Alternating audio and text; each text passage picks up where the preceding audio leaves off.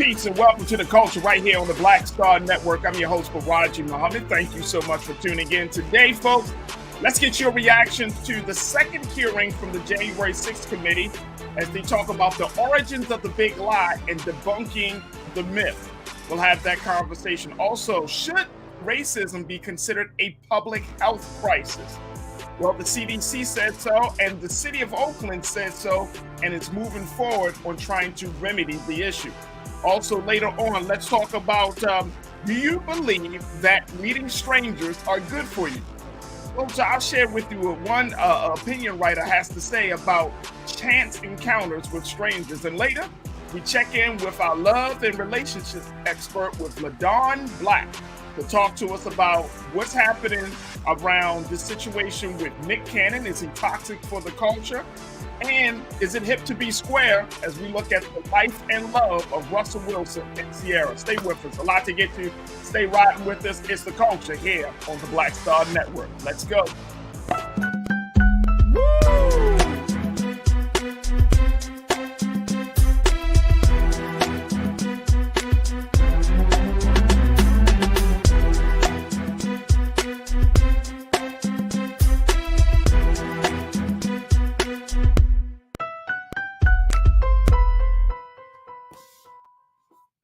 All right, folks, welcome to the show. Welcome to the show. We got a lot to talk about, big conversation, so I want to jump right in. And I'm so happy to be joined by Culture crew member Iman Heath, who is an entrepreneur, activist, advocate, as we have these big conversations, bringing her in a few moments.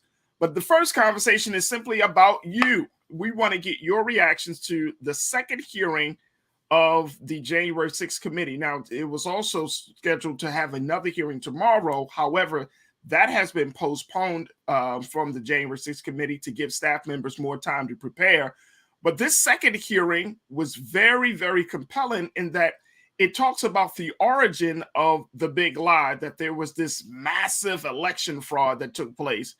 But it also showed that there were a number of Trump advisors and insiders, including the former Attorney General William Barr and others who Trump worked with, who said, Mr. President, there is no fraud, and how the president was so upset with him losing the national election that he basically force-fed everyone to believe that there was an election fraud going on. Let's bring in Culture crew member Iman Heath to get her take. And I want to hear from you folks. Post your comments on our Facebook and YouTube pages. Share with me what you thought of hearing number 2 from the January 6th committee.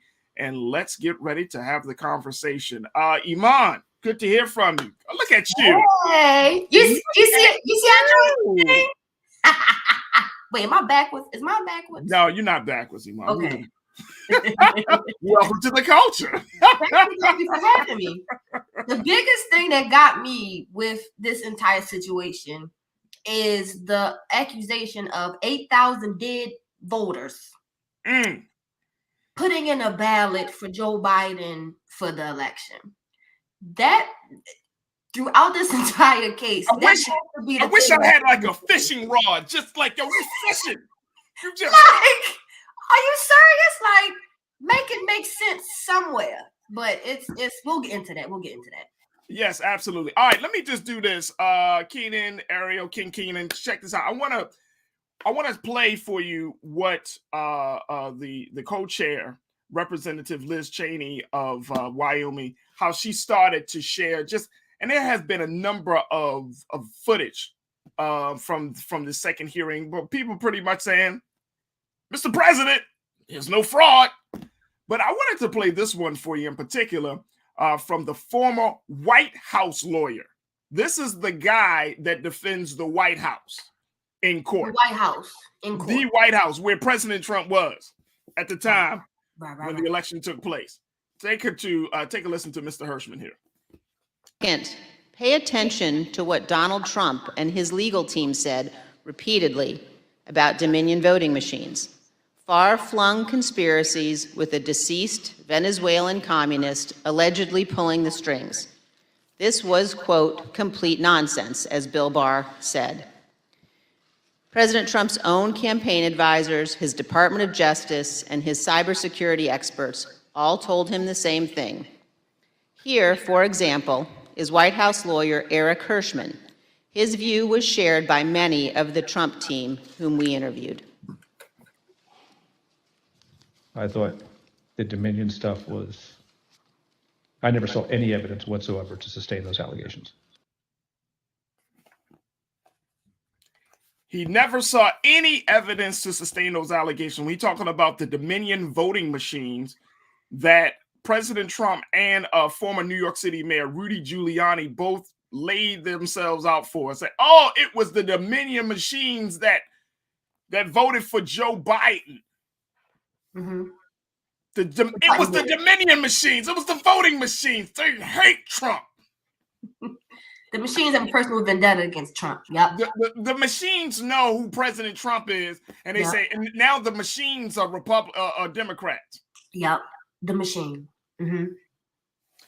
So what do you take from this? Like, from this trial. Well, I say trial. It's like a trial. That's what it feels like. That's what it feels like. But this hearing for the president, this hearing was about the origins of the big lie, and I, you know, what I do appreciate from the January 6th committee is that they specifically say, okay, for the next hearing, we're going to talk about this element. Right. Just, you know, so this one is about the origins of the big lie, and essentially how no one around the president, I'm talking about close advisors, Iman, I'm talking about people who have worked with the president, no one around the president has said, except for Rudy Giuliani, who they said also was drunk on election night. Yeah. Who urged the president, who urged Trump that he should go out and say that there was a massive election fraud. But the point is, no one around the president said, you're right. Everybody told this man, you're wrong. I'm sorry. A long shot. You're way off. I'm telling you, if you go out there, you're about to make yourself look like a complete ass. Like no one, everybody advised him. And guess what Trump, oh no, I can't lose. You know what I mean? He got this. And so that's him. How would he do Farajii? He just completely went out there and made a complete idiot. And really, and I know people say that this is an attack on democracy. I mean, this just on so many levels. And look, Big Brother Roland put out this post. I think it was like it was on Facebook. I think I saw it. He's like, is anybody, and I'm paraphrasing, he said, if anybody voted for Trump, and he's put this out right after the hearing. He said, if you voted for Trump, you're a complete idiot. Like at this point, if you voted for him, if you still believe in this guy, you're just way off base here. And that's go ahead. What's crazy is the fact that Rudy, his personal lawyer, actually helped create this smoke screen. After after the case started November 5th, they took to Twitter. You know, that's what Trump does. Took to Twitter, and he retweeted how, and I quote, that, I'm sorry, I missed my quote. The dead vote appears to have swung overwhelmingly for Joe Biden.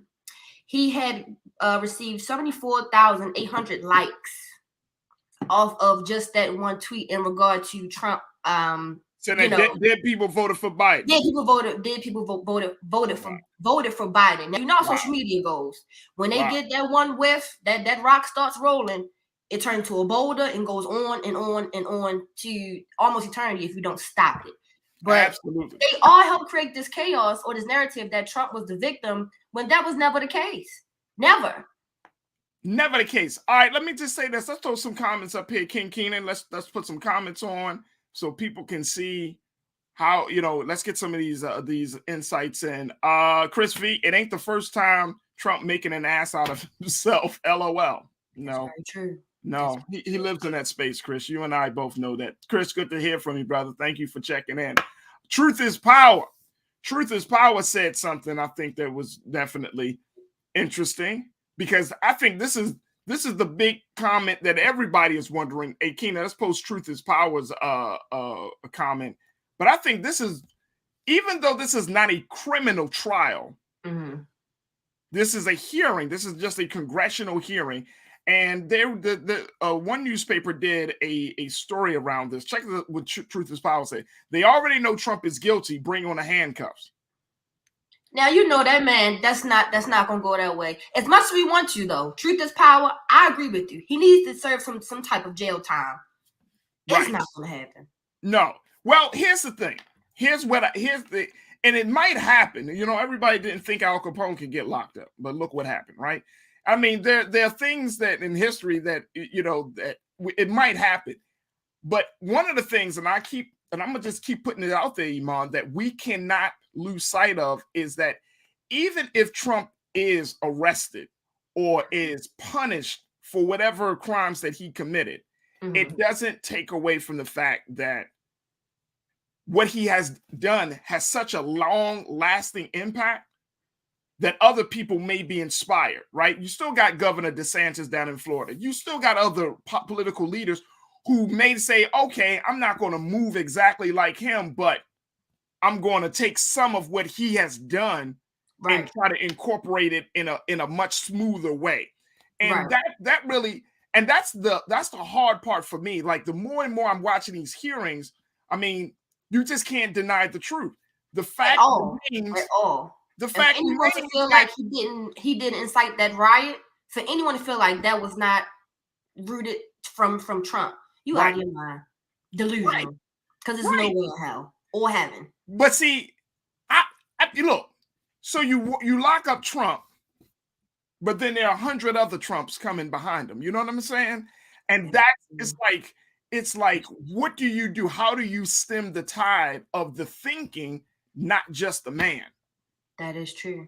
You know what I'm saying? And I mean, it doesn't take any. I'm gonna go as far as to say this: it doesn't even absolve the Republican Party from any responsibility. So you lock up Trump, and so what they're going to do? They're going to turn their backs on Trump as an individual, but his mindset, his philosophy, his ideals are still going to be left standing or still going to be a part of the GOP. The fact that some people will say that Trump is a philosophical person, and I've seen these comments before. It's like, are you talking about the same person? But you are right. People will admire his mindset. People will admire the things he says. People will admire his character or lack thereof, and really run with this for years to come. Trump the person, like you said, it can be two different things. Yes, Trump the person is now reaping, seeing his consequences to his actions.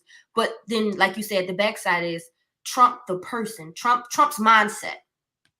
Someone's going to want to model that, and it's just going to go downhill from here, Farajii. Shit is going to hit the fan soon. It is going to hit the fan. It is going to hit the fan. But guess what?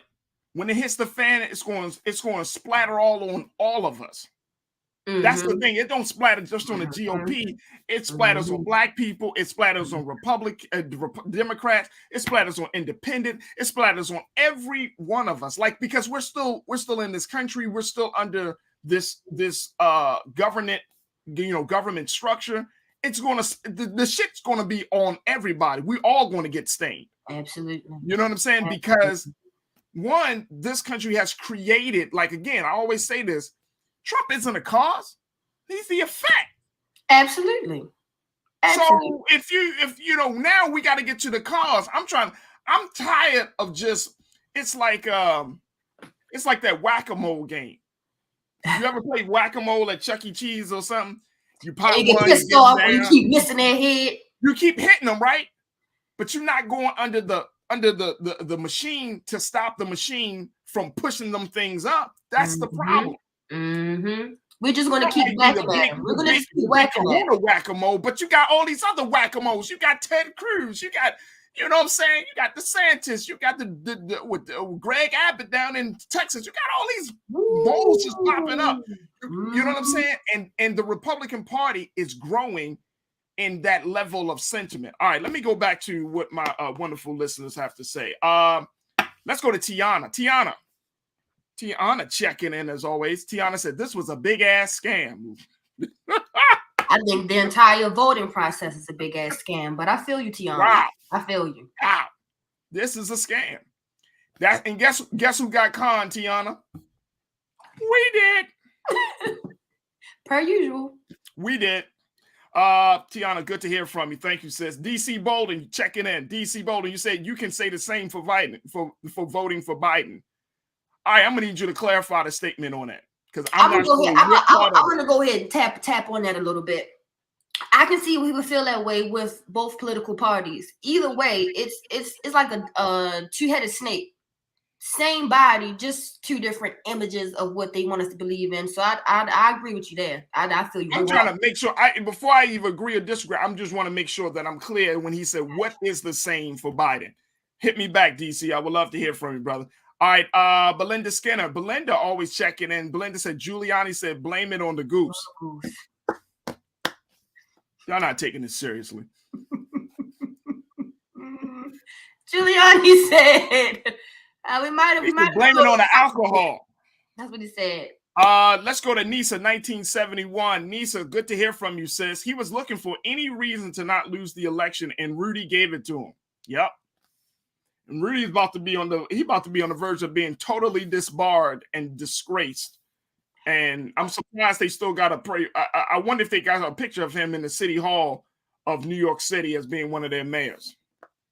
We will have to see. If y'all from NYC, tell me if they got a picture of Rudy Giuliani in City Hall in New York. Right? Oh, see now, Farajii, they was mad as hell at him when he was on The Masked Singer. He had time to feature on there. Yeah, he had time for that.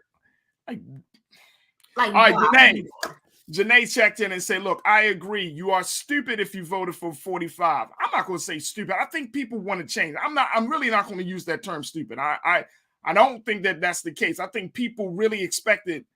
We still look, you got black folks that voted for Trump, right? Mm-hmm. Because why?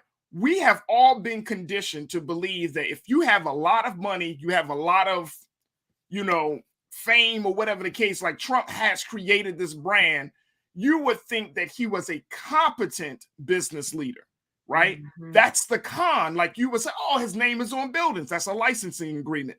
You would say, oh my gosh, he had all these businesses. He's also filed for a lot of bankruptcies. Oh my gosh, you know what I'm saying? He always seems to sound intelligent when he talks about business. He's written books about business and all of that. But that's the smoking mirrors of this. That does not make him qualified to be in government. That's the other thing. But she did say, Janae, and people are embarrassed to admit it. Yep, 74 million. They would rather go down fighting in the wrong. That's the real America right there, Janae. I think you hit the nail on the head. That's the real America.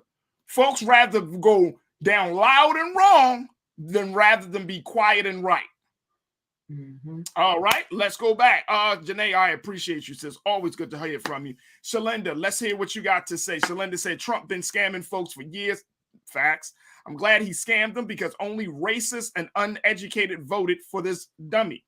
Again, black folks voted for Trump. For some economic reasons. Business people. Business people. Yep.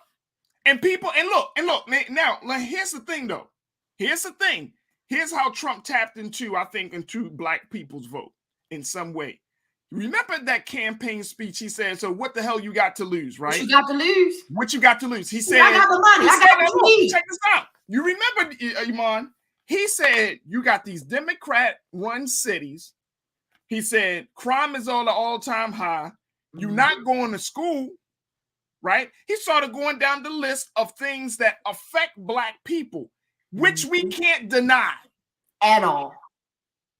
We can't deny it. If I live in Baltimore, we've been under a Democratic leadership for 50 years and still got problems with violence, education, healthcare, homelessness. Mm-hmm. Mm-hmm. You can't deny certain things. So the big thing is that you mix a little truth with some falsehood, right? And then that whatever that mixture is, it seems to be credible. But that's how you can't completely lie. He didn't completely lie about that. No, like you put it on Front Street for us to see. He just made it so blatant that we could not deny it. So I can see why some of us were convinced or were bamboozled into voting for him. Besides business reasons. So he did play on that part, and he knew that. Iman, the man is not completely stupid. He knew that, because why? We often look at the problems of this country through the lens of economic either prosperity or economic poverty, right? We look through that lens like, if we just had jobs, we would be in a better place. No, we wouldn't. Nope. It's not about that. America is sitting on a weak foundation, not because people aren't working. That's not the problem. That's not the only problem. You have a country that has built on racism, and you can add all the other isms, sexism, materialism, all of that stuff, violence, right? in there. Violence in there. You have a country that still has not admitted to the wrongs and violations it has done to its own citizens, let alone to the citizens of the world. I mean, it's not just about jobs. And it's the way he said it. He said it without sugarcoating it. He said it as if he meant, or someone could feel compelled to say that he had our best interests at heart, because no one has ever came out and just blatantly said it. Right. So to be able to say what you want, how you want, which he did his entire campaign, it got some of us. It got some. Absolutely. So I'm not totally, and I'm just saying that we can say, oh, whatever he said, and I get it, but I'm talking about critically thinking. There is a reason why millions of people voted for him. You know what I mean? And if you just chip away, and I'm saying for us to be critical thinkers here, folks, that's what we're talking about. Critically think as to why somebody would vote for a man like that. Why would a woman vote for a man like Trump, even though we know he had his ongoing issues and problems and views of women? Like this is not like, oh, they're just complete idiots, because that's so easy to write people off. What we now have to look at is be critical in our analysis, so that way we figure out, how do we not go down this road again with the next political leader? Right? He has to be the example. He has to be the example on what to do and what not to do. And the consequences to when you choose to do what you want to do. Exactly. He has to be the example. Exactly. All right, we're going to take one more, and then we're going to take a quick pause. Real Brooklyn says, are we still talking about the January 6th, Juneteenth for white people? That's I don't know, Brooklyn. I see what you're trying to say, but, you know, there was no liberation. Like, Juneteenth is about liberation, quote unquote. Now, Farajii, let's think about Trump's supporters. I'm sure when they got feel on like barricades, they felt liberated when they got past those police officers that were standing on those steps. They had no plan. No plan. They had no plan. No plan. Because you saw it. They had no plan. And I'm sorry. The plan was for some to disrupt. Okay. What was the meeting they were having? I forget. On that day, the meeting they were having. You're talking about certifying the votes. Yes. To disturb. They wanted to disrupt the meeting. That's what the point in the plan was. Which they did in a sense, because they did tell them, you had to disperse. We'll commence momentarily. But I can see why some of them were still liberated. They wanted to kill some people, but they wanted to disrupt the proceedings to certify the vote, which I get, but it was so. You know what I'm saying? Like there was no. The strategy was, let's just bust up in that shit and just create chaos and whistle the facts. And that's what they're known to do. White supremacists, they do a great job of causing chaos. Look, we gotta take a quick break. When we come back, we could take a few more comments, because so many people are checking in. We're going to take a quick break. We're going to continue our chat with Iman Heath, our culture crew member for the day, and let's continue to get your thoughts on what happened on for the second hearing of the January 6th committee. Folks, we're just getting started, so stay with us. It's The Culture right here on the Black Star Network. We'll be right back.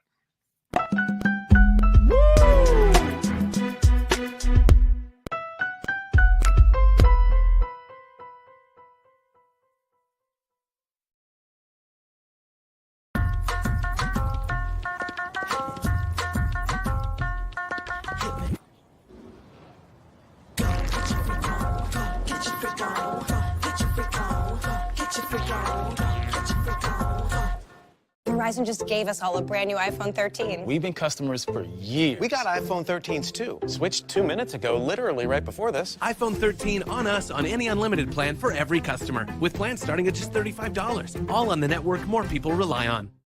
Love our new Alexa. It's a Buick. Yeah, Alexa. Buick. Alexa. It's a Buick. It's an Alexa. It's a Buick. It's an Alexa. Coach, that's a Buick. That's an Alexa. The Buick Enclave with available Alexa built-in. Pull up a chair. Take your seat. The Black Tape. With me, Dr. Greg Carr, here on the Black Star Network. Every week, we'll take a deeper dive into the world we're living in. Join the conversation only on the Black Star Network. I'm Deborah Owens, America's Wealth Coach, and my new show, Get Wealthy, focuses on the things that your financial advisor and bank isn't telling you, but you absolutely need to know. So watch Get Wealthy on the Black Star Network.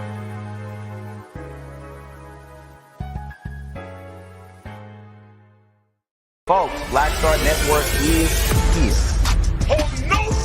I'm real revolutionary right now. Support this man, Black Media. He makes sure that our stories are told. Thank you for being the voice of Black America, Roland. Hey, Black, I love y'all. All momentum we have now, we have to keep this going. The video looks phenomenal. See, this difference between Black Star Network and Black-owned media and something like CNN. You can't be Black-owned media and be scared. It's time to be smart. Bring your eyeballs home. You dig?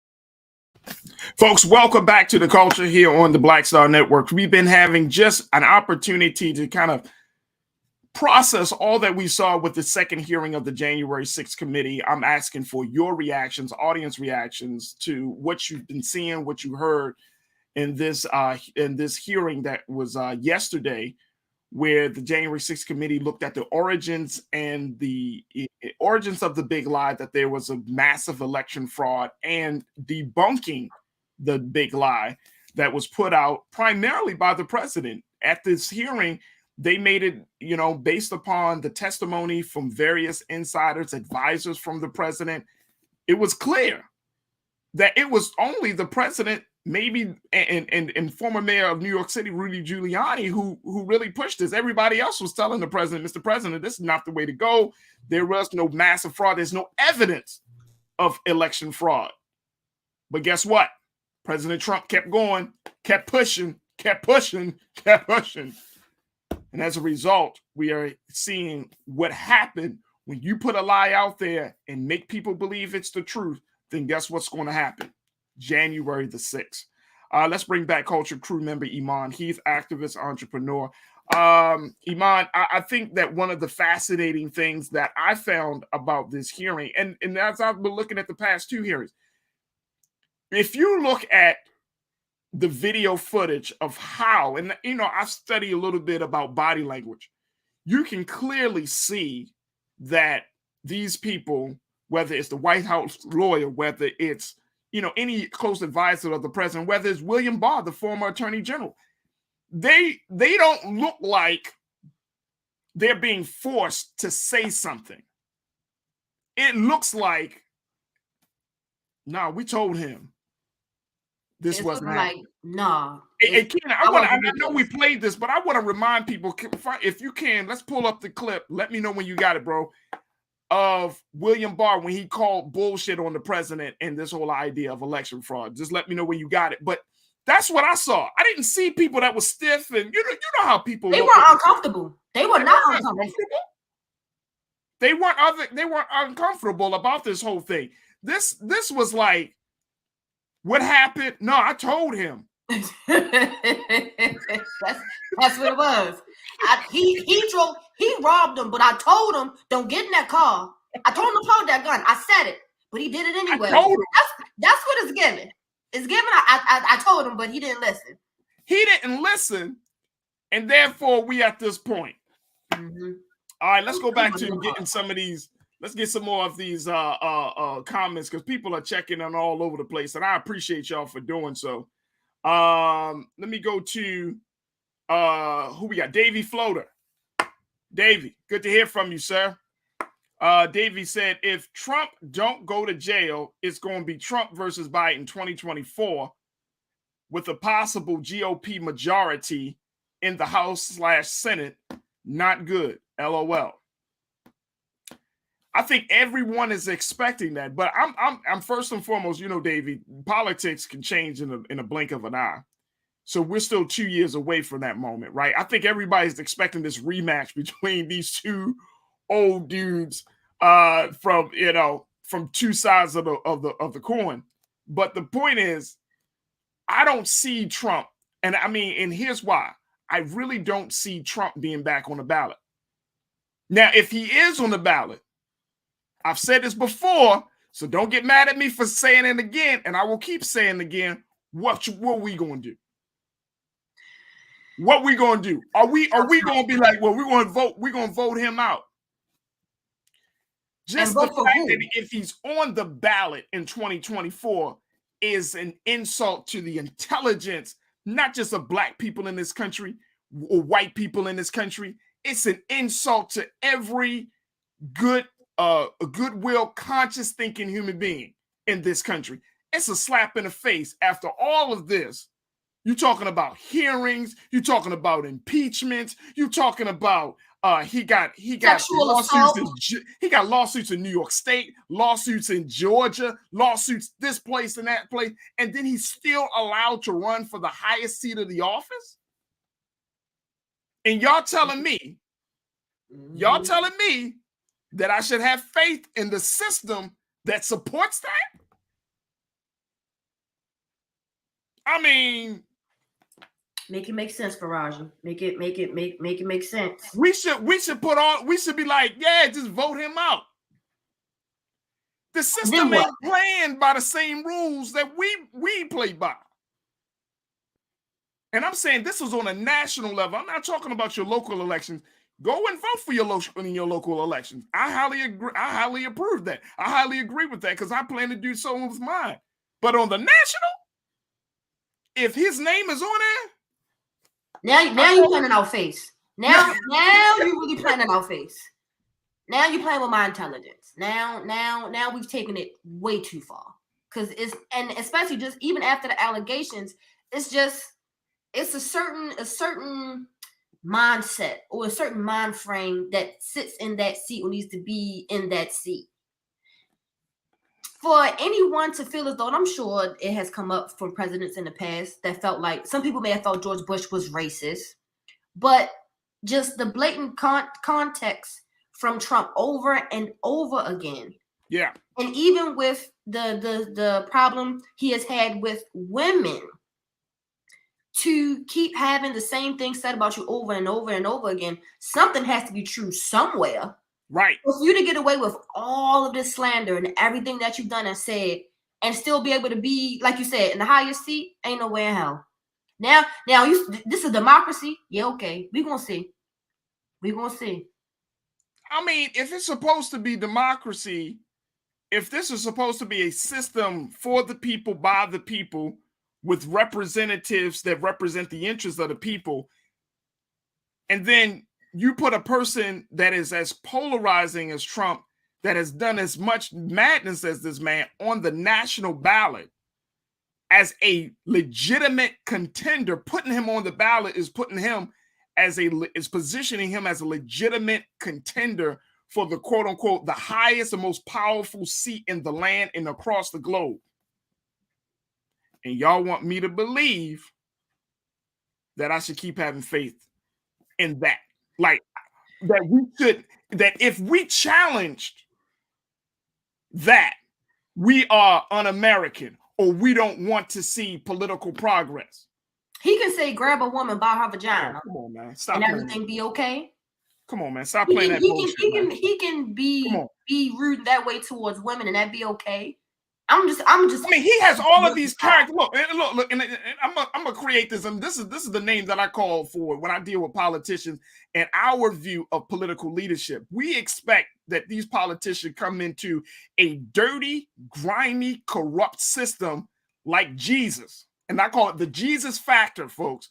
The Jesus factor. You want your politician to go into the temple of corrupt American politics and to throw over the tables, throw the money changers out, right? Be clean and to clean up the system. I'll say this. Designed How that about way. not clean up, but don't add to the BS that's already on the table. Come on, man. It's not designed that way, Iman. You and I know at all. It's not designed that way. This thing is corrupt, right? And we're getting to a place in this country. And look, I know it's uncomfortable for a lot of people. I know it really is. But we gotta get to a place where we say, and I'm saying to us as black folks in this country, we gotta get to a place and say enough is enough. When is the line drawn? The line been drawn. The line. I get it. No, I was even born. Iman, you know the line is drawn, but there are a segment of our people. We're comfortable. We're comfortable. Who can't see past, who has so much of a faith in the system, right? To the detriment. Like I'm not throwing shade on anybody that advocates for voting and for civic engagement and participation. I'm not throwing shade on that because I do the same thing. But there's got to be a line drawn when you talk about insulting the intelligence of the constituents. I'm not one of these guys that just be like, oh man, just keep voting when No, your vote is supposed to be your tool, your weapon, right? That's how it was taught to us. Even though we're not considered full human beings according to the Constitution, we're still not full human beings in 2022. Right. But go ahead. It's supposed to be your weapon. Like, and I mean, as a citizen of this type of democracy, we're supposed to be like, oh, okay, I can vote you in and vote you out. But what happens if the system says, well, the hell with what you want? We're going to do what we want to do. This capital. I mean, seriously. Like what happens if this man is such a menace and is such a threat to democracy, and then you put his name back on the ballot? But then you tell black people, you tell brown people, you tell white people, poor whites in this country, believe, have hope. Every 4 years we're given the same pacifier. Let's have hope. Let's try. Let's build. Let's have faith. Now, granted, you know what? That's why we keep getting our hearts broken. Right? Because we expect we want the next candidate to be Jesus, to go up in there and change a whole corrupt system that has perfected wickedness over the past 400 plus years. We can play the game. We can play the game because we have to play the game. As far as voting, yes, good to cast your vote. If you feel as though it makes a difference, we have to play that game too. However, we have to be the participants to change what the hell is going on. Yeah, this is the vote. However, you have to keep up with what you said you were going to promise and to do. And we have to look at the people's history. Just because someone looks familiar, Kamala Harris, just because someone wears Converse like you do, just because someone looks like something that you can relate to, that does not make them a great candidate for whatever position they're going for. You have to look at people's history. Joe Biden threw so many black men, in particularly, in jail, and he supported that 3-strike rule back when Bill Clinton was in office. I don't agree with Joe Biden being a great candidate either, because of how he has done with the criminal justice system. And to think that we're pushing or we're hoping that this man supports the criminal justice reform, he's not going to.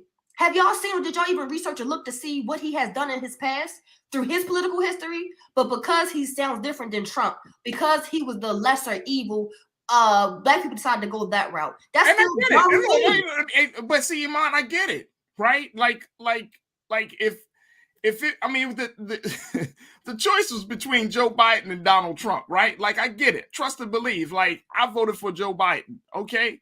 Because my conscience just, I mean, and you know, let's be honest, like, we all had to wrangle within ourselves.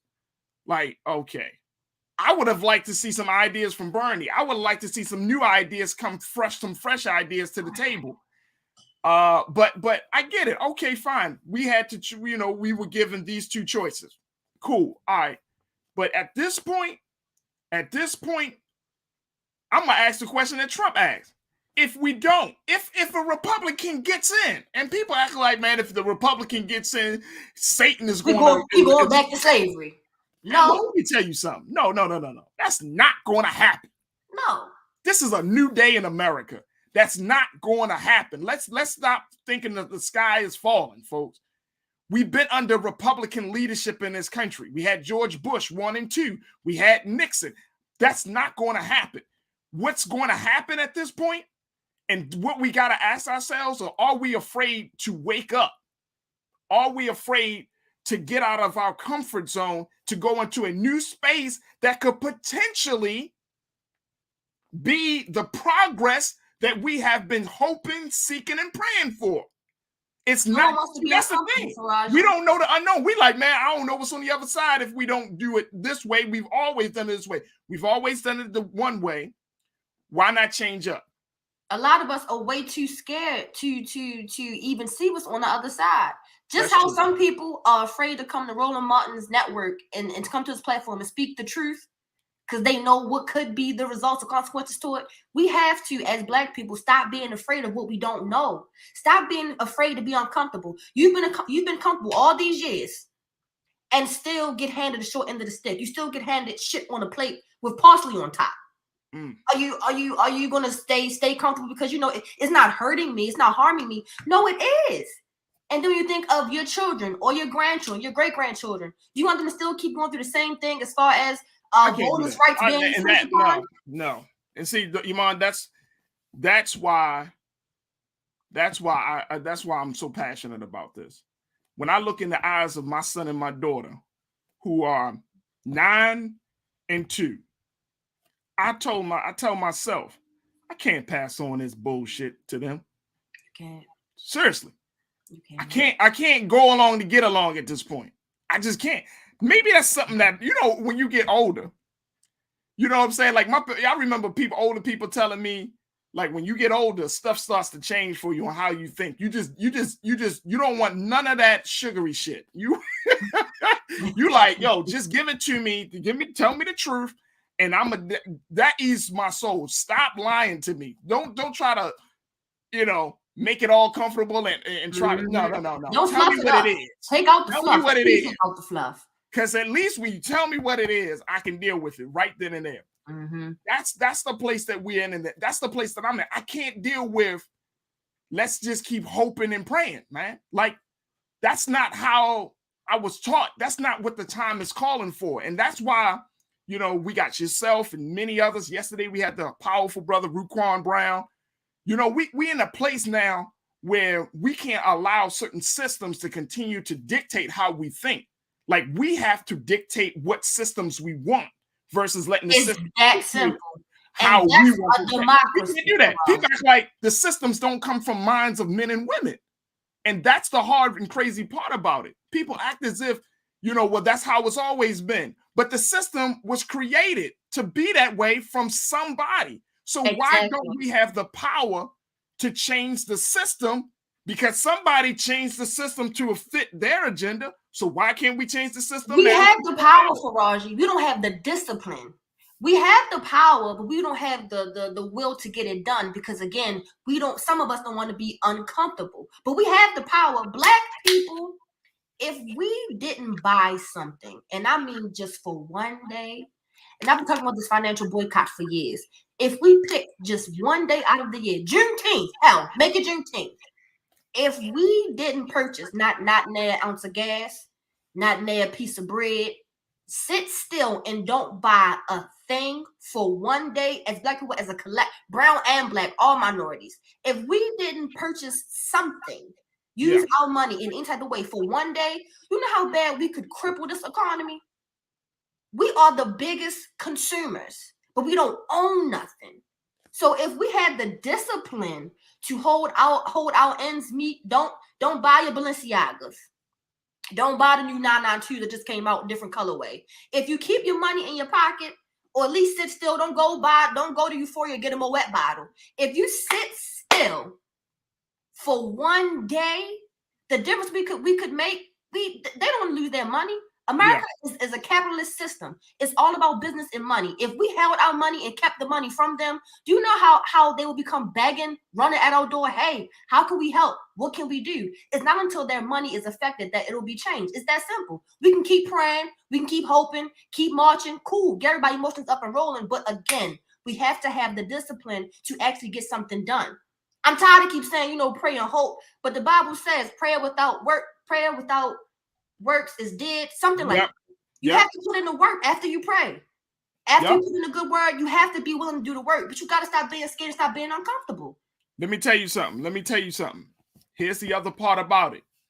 And we're going to wrap this part up the conversation, but here's the big part about it. The latest development that came out, folks, around, because this hearing is happening, because we're starting to debunk the big lie, it was just reported that the $250 million fundraiser campaign, all that money to fight the Stop the Steal and all of that stuff, it went to President Trump, to his PACs, his friends' PACs, his hotels.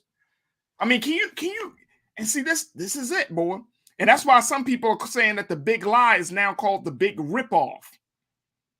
This is what's going to take. I'm telling y'all, man. Look, I'm telling you. This ain't about Black people. This is about people who just have a hope that somebody can relieve them of the pain of living under a system that don't speak to their interests. And when you got people ripping you off, playing with your hopes, playing with your desire for a better future, they playing with it. You send your little money in. This is for Black and white folks, right? You send your little money in, and you hoping that this person can bring the change that you've been seeking and praying for. You said how much money was it, Farajii? $250 million. And check this out, Iman. That money going, your little money of hope, goes to somebody else's pocket of profit. See what I'm saying? And this is what Trump did. This is what he did. And that money, that Stop the Steal, that whole campaign, it was a fundraising opportunity. So people are, Stop the Steal. Now look. You see what I'm saying? And you creating, and I said this before, because this country loves to lie. We hate the truth in this country. You're creating your own domestic terrorists. Absolutely. You're creating people that hate, that will hate their own government. And that's not a healthy place to be. And eventually there will be a counterpart to that party as well. So it's going to be a bunch of chaos and dysfunction. Look, I'm going to share this with y'all. I'm going to share this with you very quickly. Trump campaign sent millions of emails to Trump supporters about how they needed to step up to protect election integrity, according to the January 6th committee. The money will go to the so-called official election defense fund, which doesn't appear to have actually existed, according to the testimony.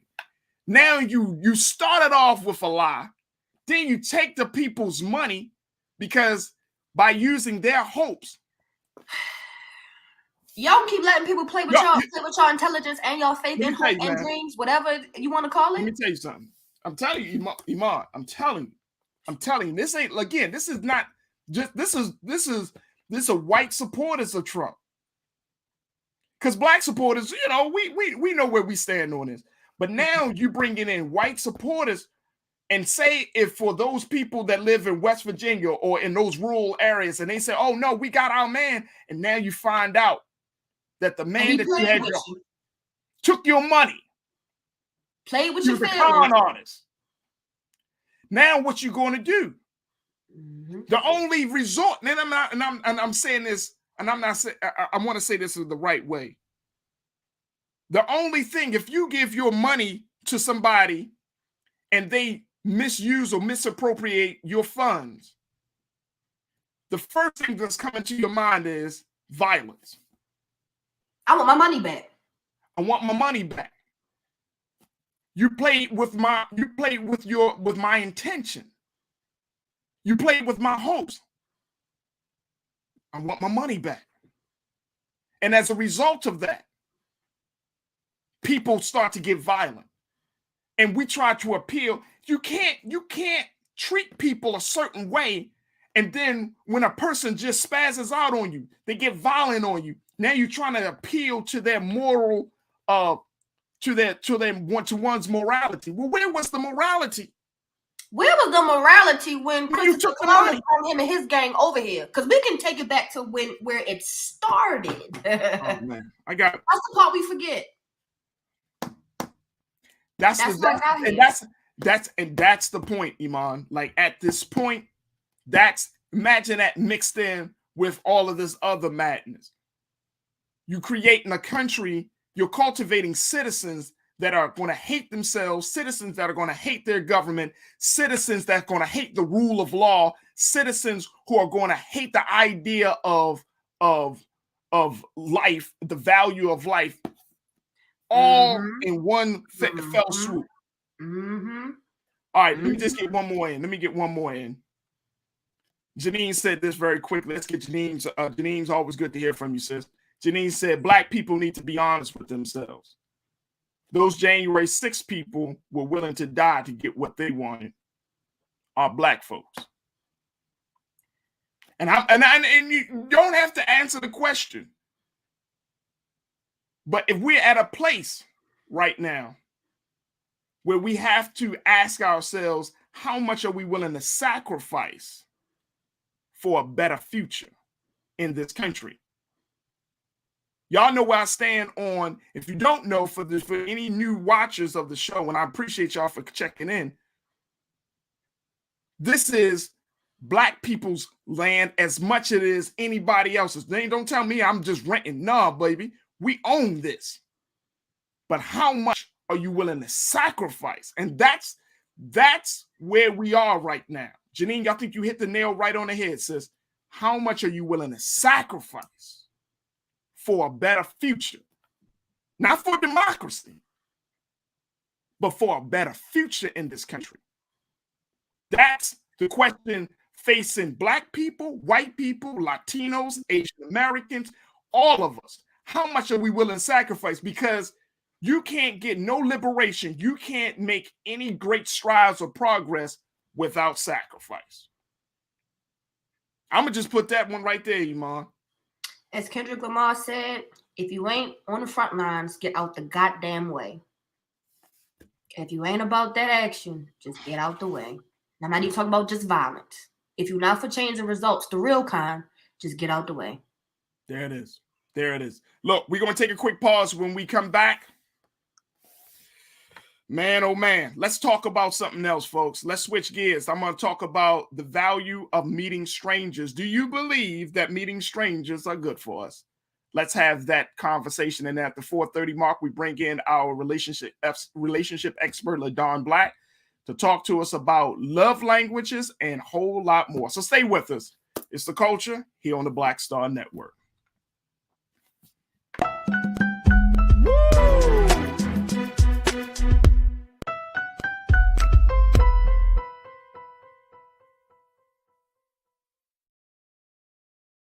iPhone 13 on us for every customer. Current, new, everyone. To show the love. Don't you think it's time to get wealthy? I'm Deborah Owens, America's Wealth Coach, and my new show on the Black Star Network focuses on the things your financial advisor or bank isn't telling you. So watch Get Wealthy on the Black Star Network.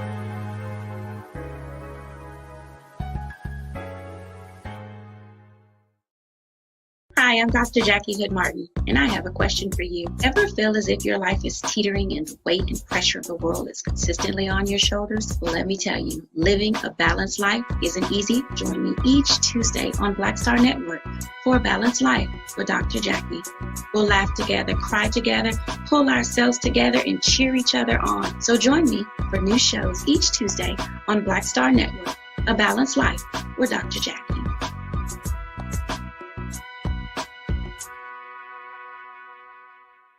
Pull up a chair, take your seat. The Black Tape with me, Dr. Greg Carr, here on the Black Star Network. Every week, we'll take a deeper dive into the world we're living in. Join the conversation only on the Black Star Network. How about sushi? I just had sushi for lunch yesterday. How about tacos? Automatic emergency braking, one of 6 advanced safety features standard on every 2022 Chevy Equinox. Find new technology. Find new roads. Chevrolet.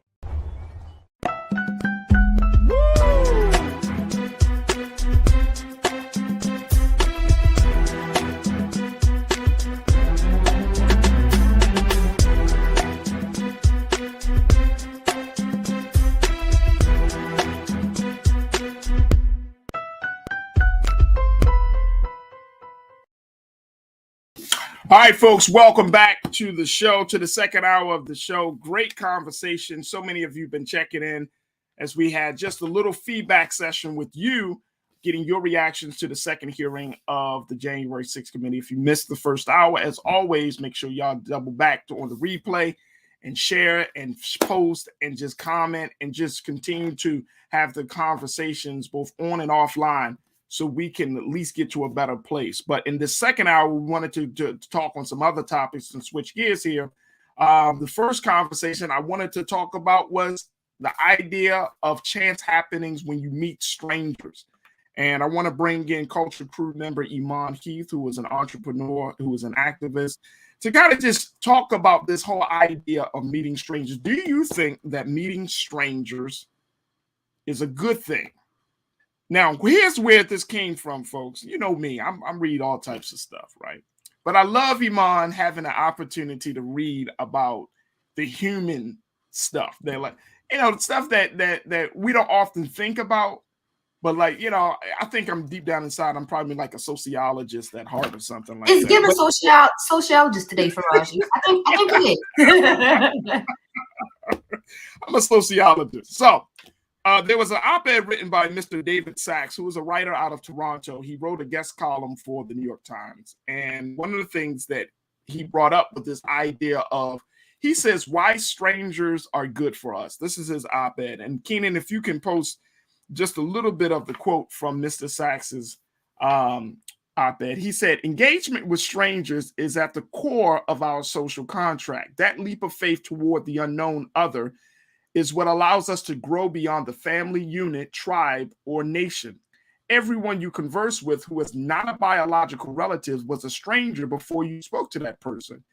Anytime we ignore strangers in our vicinity, whether because of fear, bigotry, or the everyday convenience and efficiency of digital technology, we weaken that contract. He goes on to say, far from random human inconveniences, strangers are actually one of the richest and most important resources we have. They connect us to the community, teach us empathy, build civility, and are full of surprise and potentially wonder. Now, this was his reason for saying that strangers are good for us. I thought that was pretty interesting because he started off his piece, Iman, saying he was at the playground watching his child, I think his son, playing, and his son was like playing with one of these, like with one of his toys, and another little boy saw his son playing and watched him for a few minutes and then kind of jumped in, and next thing you know, boom, they just naturally start playing. And I see this with my children all the time when I'm at the playground. Children just gravitate with one another. They don't think about the danger. They don't think, oh my gosh, who is this? They just, they're like, oh, you playing with a toy? I play too. And they just jump in, right? So the writer, Mr. Sachs, said he saw this other boy. So he saw the boy's father. The boy's father had some earplugs in his ear. And he said he thought that would be a perfect time to introduce himself. And as he started talking, the other boy's father was like, I'm not listening. I got these earplugs. And he just had that awkward moment. He just standing there. Your children are playing, but the parents aren't talking. And so it made him think that, are we missing opportunities to really open up our worlds? Have we become so closed in nowadays that we don't gain the benefit of meeting strangers? What's your take on that? I completely agree with that. For example, you and I, if I would have never jumped out there to be a part of the Million Man March program, Justice or Else, that we did in 2015, I wouldn't have met you. Right. And I wouldn't be on this platform right now with this opportunity to be able to get my voice out and my perspective on how I feel as far as about Black people being marginalized. So I would have missed an entire opportunity if I wouldn't opened up and talked or participated. I would have missed a lot. Like it's I agree. Even with clients, with my business, strangers have supported me more than family has, as far as building clientele. So strangers will come up to me, hey, I love your hair. Oh, thank you, I did it. Here's my card. Da, da, da, da. Next thing you know, I have a client and I have returning clients. So we have to have this mindset. And I think literally when we think of children, ignorance is bliss. Children don't think about, I wonder what her baby father is like. Does he have a wife? What kind of car does she drive? Does she keep her house a certain kind of way? Like kids don't think about that type of stuff that we do. So it kind of deter us from opening up and just talking to someone. I'm not saying be a diary and give out your latest secrets, but what is wrong with especially Black people? Why we can't speak to each other when we walk past each other? What's the problem? If we're close enough to where I can see what color your eyes are, just say hi. I'm not saying I want to have a conversation and teach you how to bake cakes, but I think strangers are refreshing. Being able to build a fresh relationship, it doesn't have to be romantic, but to be able to build a relationship from scratch, fresh. You have no previous history of what they've done to you or they've lied to you before, but we need that sometimes in our life. I feel like it can help rejuvenate some things. It can even help you as far as your business partners. It can grow. Like, we need strangers. I agree, 1,000%. Hey, let me just say that, and I would wholeheartedly agree. And you know, when I think about my quote unquote chance happenings, you know, bumping into people or just having a conversation, like when when I'm at Starbucks or something, picking up coffee or something like that, and you really like if you go to certain places, you're going to places like when you go to Starbucks, especially if you go to Starbucks in certain neighborhoods, you automatically are in this other world, right? And there is something very, for me, there's something very rewarding about being able to stand, to walk out of my comfort zone, to meet with somebody, even if it's just a 2 to 3 minute situation about coffee or about life in general, waking up in the morning or something along those lines, right? And it's something because, and this is what Mr. Sachs said in his op-ed, imagine if you did not meet strangers, you would probably have met your best friends or your significant other, right? And a lot of times, just those chance happenings, like you talked about the networking, the boost that it gave your business. But it's those things. Like every time you meet a stranger doesn't mean it got to be some creepy situation, right? Right. And I think that a lot of us, we kind of have this view in our head that other people are creepy. I don't know you. And it's like, even if a man is trying to meet a woman or vice versa, and I often hear women say this, well, I don't know you. I mean, well, duh. Hey, hold on, ladies. We're gonna change our attitude, okay? Like, just because a man gets they don't automatically just trying to throw themselves on you or trying to like I don't know you, and a man is just left there standing like, well, I'm trying to get to know you. Exactly. Well, I don't know nobody that I don't know. Like make it make sense. Make it make sense. We have to relax. We have to learn to relax. All right, let's go to some comments, folks. King Keenan, let's pull up these comments. I love this one from Belinda. She was responding to Lana. Big shout out to Belinda and Lana, man. I love them so much for their support. Belinda said, some strangers are angels in disguise. Let me tell y'all something. Uh-oh. You never know who's around you until you open your mouth to state your intention about a situation and how that person. Now, every person that you meet is not a dollar sign, right, Iman? Like, everybody is not going to fatten your pockets, but they could add something to your consciousness. Which is still valuable. I mean, come on. They can make you feel connected. I mean, these are things, and again, this is with, and I'm talking about your normal situation. I'm talking about if you're at the coffee shop, if you're in the grocery store, right? I'm talking about those type of happenings. Like, how do you go to a grocery store, or you at the coffee shop, or you go to the gym, and you don't talk to anybody? Like, you don't even say hi to the cashier. You just ring up your stuff. And the cashier said, "How do you?" No, sometimes I've been in stores where I've made conversation with the cashier, and guess what? Just a little bit of saying something like, "Oh, hey, sis, how you doing?" She'd be like, "Fine." Like, "Why are you so mad today?" Making a joke. You all right? What the time you get off work today? "Oh, I get off in 30 minutes. "Oh, okay, that's good. You're having a good." And I mean, it just adds to people's day. But I don't get it. How you go through a whole day and not talk to one person outside of your comfort zone? How do you do that? Comfort zone. You know what, Farajii, the word for today's The Culture episode, I don't know what episode number we're on, but the key word for the day is comfortable and uncomfortable. Woo. That's the big part. We have to get out of our own way. And like you said, it doesn't have to always be a monetary bonus to develop a relationship with another stranger. It can literally add value to you. Hey, you sit in the park, picnics. I'm noticing a lot of us are having picnics now. I love that for us. We scared. You mean day parties? Outside. No, day parties. Farajii, I said picnic. With the blanket and the sandwiches is what I said. The picnic.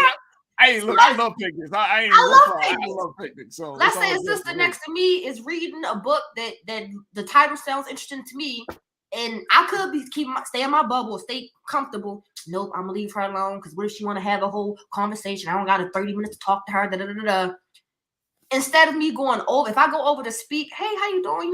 What's the title of this book and how does it help you? How has it changed you? That book could now add value to me. And then me and her could possibly, I'm not saying it has to, or it has to jump to that, could develop a relationship that could be beneficial to me as a human, add value to me as a human rather than just monetary. Like, we have to get out. We've created a lot of things in our own head. Oh my God. We've created so many things that don't even exist in our head as adults. And we have to learn, I'm not going to say be ignorant as a child, but tap into the child in you sometimes. It's okay to be curious. It's all right. Don't go too far, but it's okay to be curious. It's okay to talk to people. There's nothing wrong with it.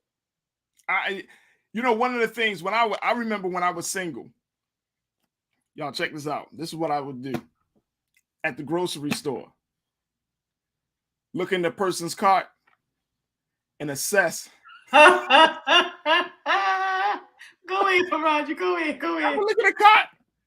I'd be like, "Oh, so how good is your spaghetti and meatballs?" And that would be the reaction from the woman.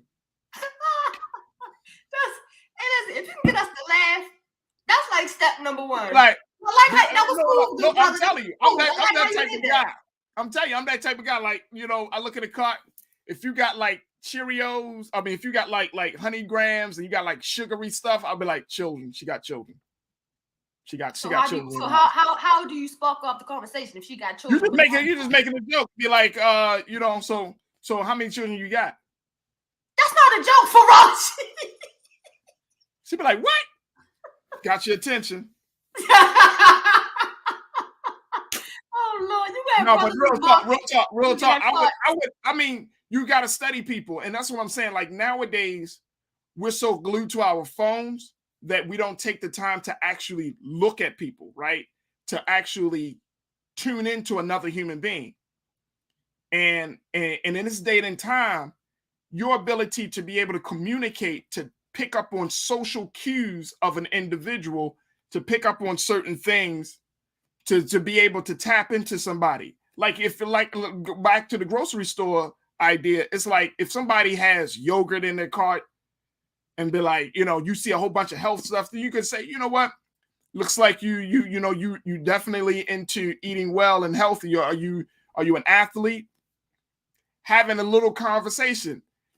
And it just opens up because people want to be seen, right? People want to be seen, people want to be heard.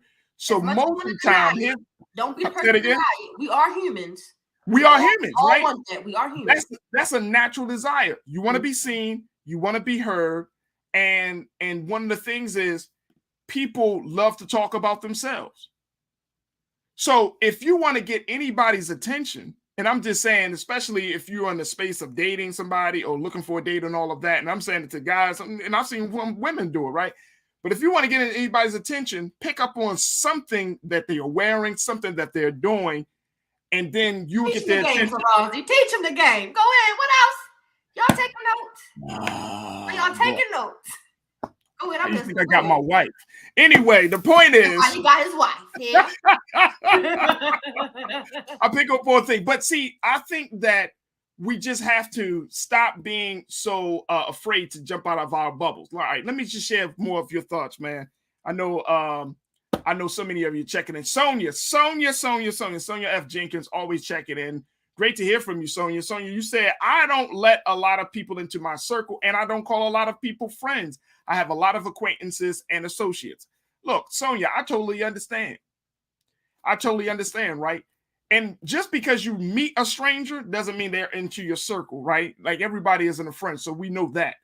But it depends. Like you got people in your circle right now. Let's keep it real, Iman. You and I, we probably got people in our circle right now that don't belong in our circle because they don't think like us. They haven't grown. Sips tea. You know what I'm saying? They haven't grown, but we are loyal because that was my friend since high school, or you know, we went to college together, or we had this experience together. Whereas a stranger could potentially be a new friend that can take your personal and professional endeavors to the next level. Absolutely. You see what I'm saying? And so, you know, and it's cool to get some new energy, some new blood sometimes, get a new vibe in to what you're doing. Now, again, if you see somebody, you talked about the book. Like if you see somebody reading the same type of book, most likely, if you started talking to that person, they might be on the same page as you, more so than your homegirl that don't read no books. Section. You don't know. But again, it's about this fear of unknown. All right, Sonia, appreciate you, sis. Let's do Damon. My man Damon checking in. Damon always Damon said it was like 96 degrees in Kansas City yesterday. Like, damn. Damon, let's see what you can say. You can miss out on networking opportunities by not engaging strangers. Fact. And here's the other thing about it. I think that's something that we should keep in mind, especially for entrepreneurs like yourself, Iman, and others. Everything is not about the dollar. It doesn't have to be a transactional relationship. That's how I see it. Like I know some people, they meet you just to get something from you. It could just be, let's just connect on a human level. Like we in the same place at the same time. Let's just say, how you doing? Like when I meet other brothers, and I know brothers, we always, you know what I mean? With black men, you gotta kind of like, it's kind of like hopscotch. You try to figure out whether you would jump in or jump out. You know what I'm saying? You be seeing a black man, he be standing somewhere. Like, hey, brother, how you doing? Now, if I don't get a hey, brother back, or something like peace, king, I know you ain't in the same space, so I ain't going to, you know, I'll be like, okay, cool. You know what I mean?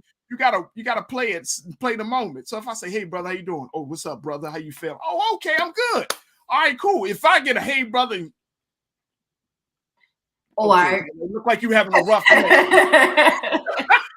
I hope and pray that you well, black man. You know, the system is real. Yeah, that's seriously. Yeah, Lee. All right, let's go to hey Damon, appreciate you, man. Let's go to Tiana. Tiana checking in saying children make friends easily. It's when we become adults we are closed in. From experiences. It's from our experiences, from people disappointing us and people not keeping their word and abandonment. You said it. It's once we get to this big age, we have some damage. We've had some things chipped away at us. So I tell my 9-year-old son, I tell him, son, don't rush to grow up. He's like, why, Dad? It's expensive on your mental. Don't rush to grow physical, up. Your pocket. Enjoy your childhood, son. You, God willing, you'll have many more years as an adult than you will have a child. Enjoy your childhood, man. Because we are, as adults, and you're right, like, we are so, and I get it. That's the time that we live in, and everything is, so it's like, especially the culture in Baltimore, like we are just hard up. Like we so, like you said, just defensive all the time against each other. And I completely understand why. Absolutely. I just Janine, absolutely. Janine said, look, I do say hello to black folks, though, and some of us act like a dead in headlights when you speak to them. It's so foreign to speak. When you ever spoken to someone and they look at you like, are you talking to me? Like, I don't understand that. Yeah, Farajii. It's No, seriously, I don't understand that. And then you complain about how your life ain't going nowhere. Because you're not open up to nobody. You ain't open up to no new people, no new opportunities. Every time somebody introduce something new, you tell them, I don't want to do that. That's dumb. Well, stay your ass right where you are in your life. Yeah. Can I choose this comment I would love to harp on from the infamous Kiki? I think it's Kiki. Yeah. Don't trust nobody. Shoot, I'm from the hood. Talking to people is tedious, pointless. I met my man online. You have to care to talk to people. I don't. Damn. So. Damn, Kiki. First of all, Kiki. Number one, online dating to me is way more risky than meeting someone in person. Because if you happen to meet someone by chance, I see you face to face, I've seen your face before, I know who you are, what you look like. Versus, for example, Tinder.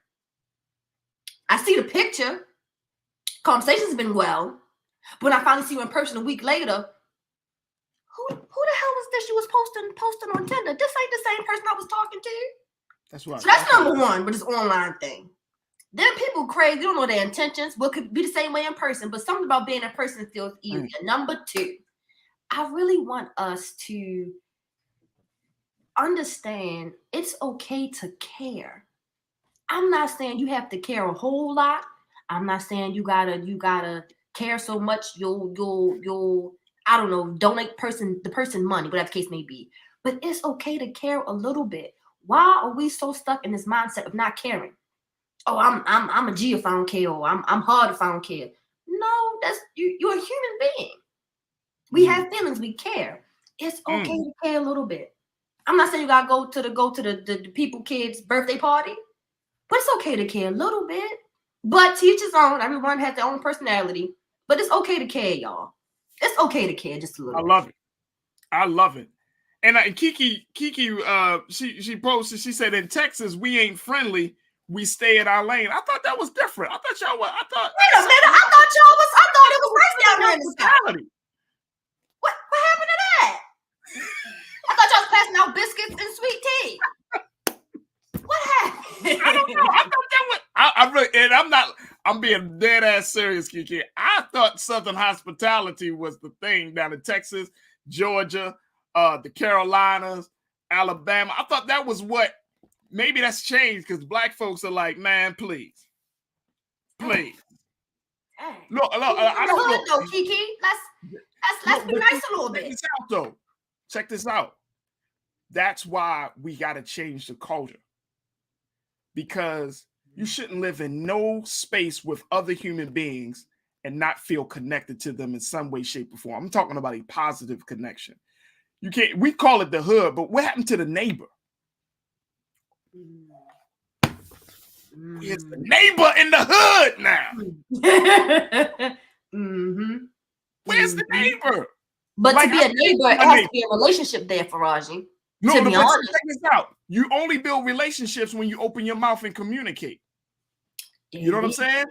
It is. Like I talk to my neighbors and they look crazy at me. Even the people that just move in. I'll be like, how you doing? I'm that guy. That's me. Hey, y'all. They be like looking at, you know how black folks be looking at getting in the cars looking crazy, like, who the hell? But I'm that guy. How you doing? Hey, brother, how you feeling? That's how it should be. That's how it needs to be. Ain't nothing wrong with that. That's me. I mean, it's like if you don't build that and just creating a safe space as we wrap this up, if we don't build a safe space, and I'm saying intentionally, consciously build a safe space where black people don't always have to have their guard up, especially around each other, we build a safe space to show them, to show our brothers and sisters, to show anybody that it's okay to say something. It's okay to wave. And guess what? The first time they looking at me strange. The second time they see me again, be like, how you doing? They're happy to see you. They be like, hi. And the guards go down. The walls go down. Next time I see them, what I tell you, always ask people about themselves. You win. I'm telling you, we'll 1 million friends. Next time I see him, how you doing? How you feel? They now they waving to me. I ain't seen him in a long time. How you been doing? Right. Be like, I just saw you yesterday. If I forget to wave, hey.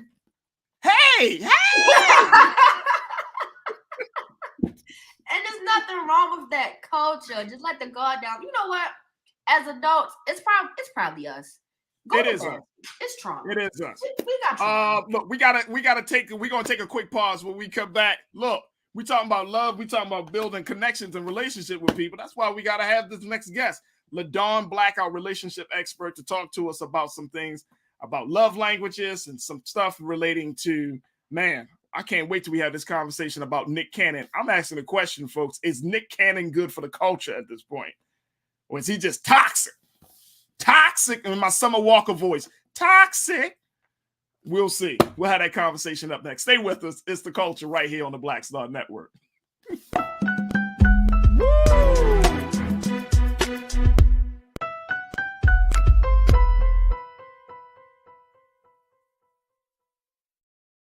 Hi, I'm Dr. Jackie Hood Martin, and I have a question for you. Ever feel as if your life is teetering and the weight and pressure of the world is consistently on your shoulders? Well, let me tell you, living a balanced life isn't easy. Join me each Tuesday on Black Star Network for a Balanced Life with Dr. Jackie.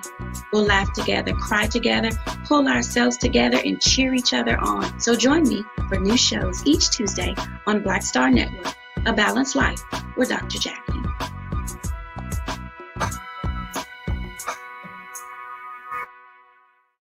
Don't you think it's time to get wealthy? I'm Deborah Owens, America's Wealth Coach, and my new show on the Black Star Network focuses on the things your financial advisor or bank isn't telling you. So watch Get Wealthy on the Black Star Network.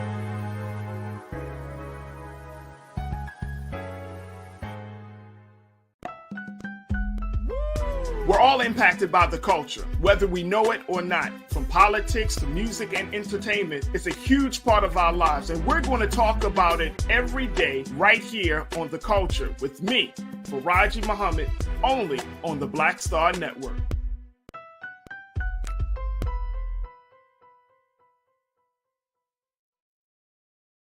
Pull up a chair, take your seat.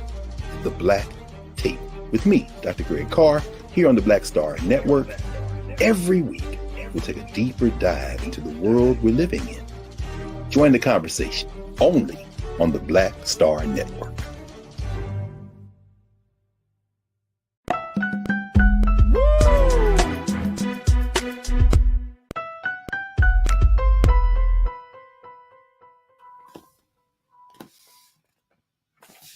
All right, folks, welcome back. Now we wanted to switch gears to have a conversation about love and relationships and connecting and building. Not only do that when we have our very special guest, relationship expert, and she is an on-air host for a number of fantastic shows that can be heard in New York City and across the country. LaDawn Black is back to just join us. LaDawn, how are you, sis? I am great. Thank you so much for having me on. Well, I have to say, if you haven't noticed, Iman is a fan. Listen, as a kid, I was always punished, right? So all I had was my radio alarm clock. And when I say I have been listening to you literally since a kid for years, like years. That is so sweet. Thank you. I appreciate that you listened. She sounds the same in real life. She really sounds like that. That is it's my real voice. That is a real voice. That is a real voice. That's how I was when I first met her too, though. So I was like, LaDawn, let's start off with this situation. First and foremost, I'm asking about Nick Cannon because he has come out to say that, one, that he's expecting some more children. But now we're at a place with Nick that I think that we should really have some conversation, right? Like we talked about when certain ideologies like Kevin Samuels put it out there, but Nick is putting out a different level of ideology, especially when it comes to issues of like fatherhood and responsibility. And some people were to go even as far as to say he's reckless because he's like fathering all of these children with these different women. And he went as far as to poke a fun at himself. Keenan, let's play the commercial that Nick Cannon just put out to talk about his fatherhood. Check this out, y'all. It's almost Father's Day, and the one and only Ryan Reynolds asked me to help us all celebrate with the mother of all cocktails, the vasectomy. Lord knows I need one.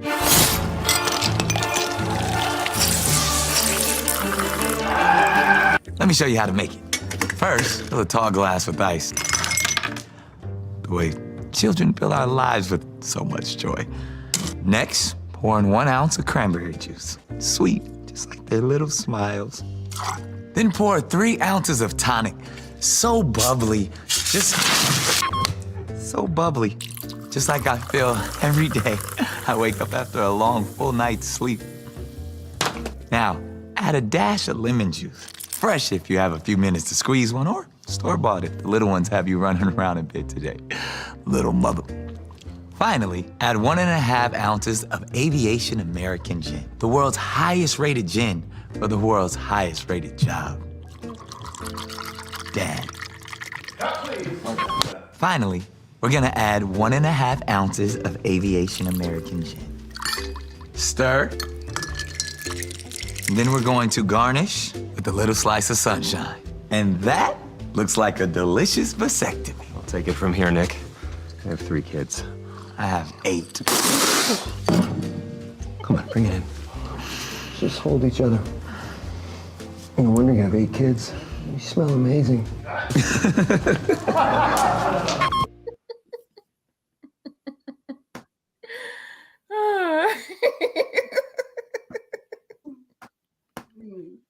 Great marketing. Great. So, LaDawn, what are we seeing here? I mean, he's poking fun of at himself. Mm-hmm. But I'm concerned about the message, the overall message, not from this commercial, but just in terms of how he has been putting the word out there about fatherhood. What is really going on here? You know what? This is the way I take the Nick Cannon situation. And I know people get upset when you go this route, but he's a man who can afford all the children and he can afford all the women. I think we need to have more of a conversation about what's the quality of relationships that he has with these women and with the children. Clearly, he can support them, which is sometimes the biggest hurdle for a lot of men. But he's doing well in that area. But also, I think what Nick is doing is really slick because Nick is literally having a plural situation right in front of us and daring anybody to ask him anything about it. I mean, if you look at it, the women are happy, the women know each other, the kids know each other. It's what we've heard, for years in plural situations. He's not married to any of them, which makes it a little different, but he's living it right out there. He's not hiding anything. And it's really interesting to see how no one is having that conversation. We're all really concerned about oh my God, he got 3 women pregnant at the same time. But the fact that he's not hiding it and he's playing jokes with it and going on talk shows and talking about it shows you that, he's bringing something to the plate relationship wise that people usually have to hide. He's not hiding a thing. And to me, that's interesting.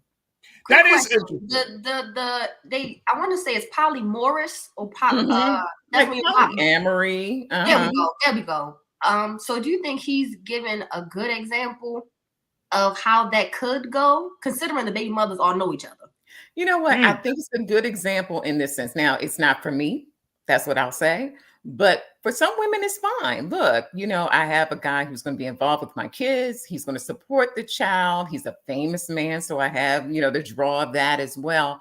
If the women are fine with it and they know about each other and they're good and it's nothing illegal going on, who am I to say that it's wrong? But I can't say it's not for me and it's not for a lot of people, but he's found women. Some people joke he's found the same woman because the women look very similar. That is happy. He's found these women that are happy with this scenario and they don't have a problem with it. The part that I find funny is that he has a process. Like everybody gets a photo shoot when they're pregnant. Everybody gets a gender reveal. There's a process to this. It's almost like he has a manual. So I don't know. There's something going on with Nick, but he's living his life out loud and he's found people who are happy with it. So what can I say is bad about it?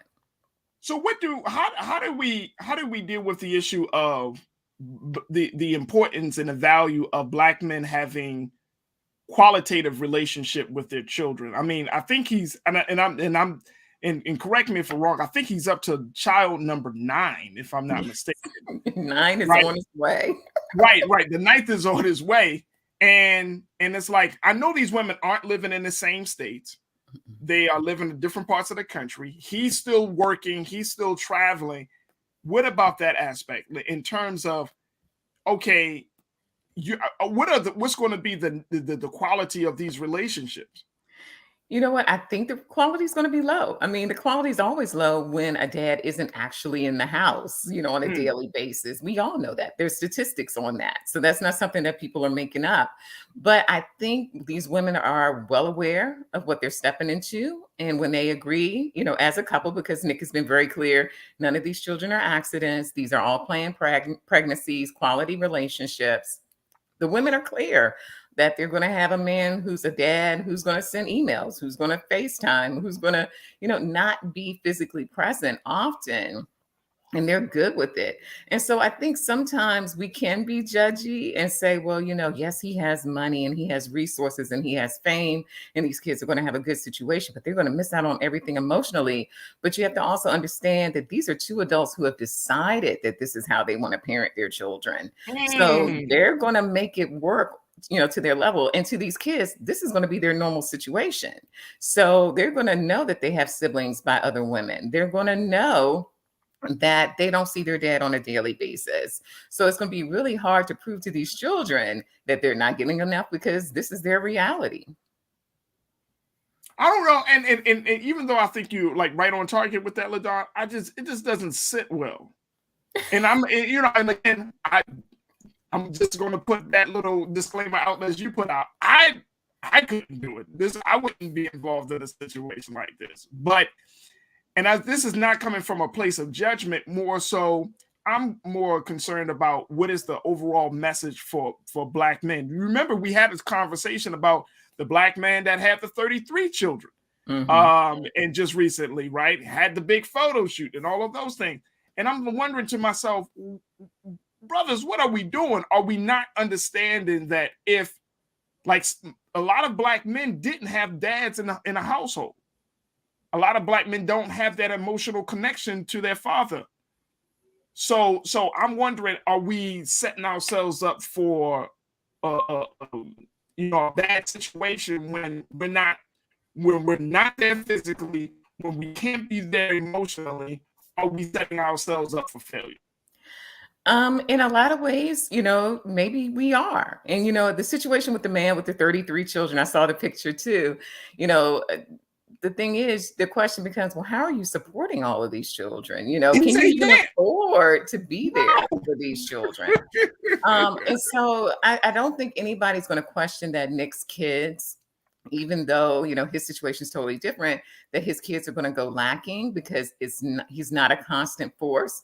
But you may be interested to hear, I've heard him say in several interviews, he feels like he is. And so sometimes it's hard to convince people, even when they're doing things that are non-traditional, that they're doing things that are detrimental, because they really feel like they're putting their best foot forward. And Nick does in this situation, unfortunately.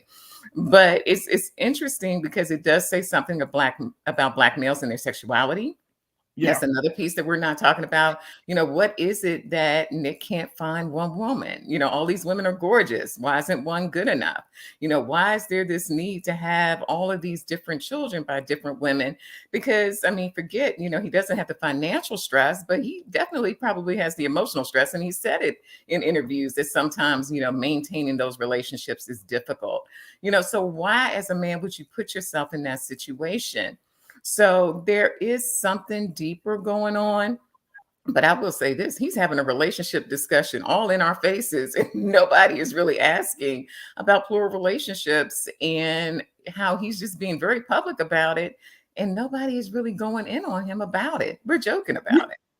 Well, that's why I wanted to have this conversation, is because, as much as I see the jokes and the fodder on social media, I'm thinking to myself, but there are some underlying things that we really need to discuss. Like, for example, I'm a huge advocate, and I feel like Black people, we've lost the science of family planning, like to be intentional and to be very conscious about, what type of family you want, how many children, if you want children, if you don't want children, like all of this type of, oops, I didn't know it was going to happen. Oh man, baby mama drama. Like we're missing something, LaDon. You know it, and I know that something is being missed where we're not producing strong families as like we used to.